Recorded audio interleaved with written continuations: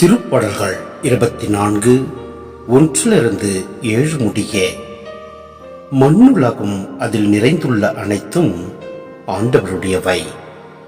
நில உலகும் அதில் வாழ்வனவும் அவருக்கே சொந்தம்.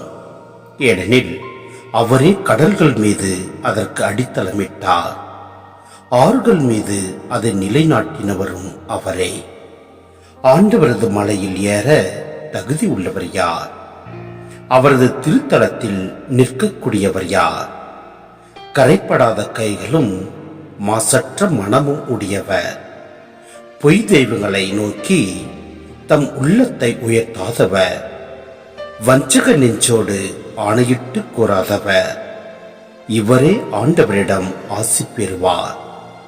தம் மீட்பராம் கடவுளிடமிருந்து நேர்மையாளர் என தீர்ப்பு பெறுவார். அவரை நாடுவோரின் தலைமுறையினர் இவர்களே.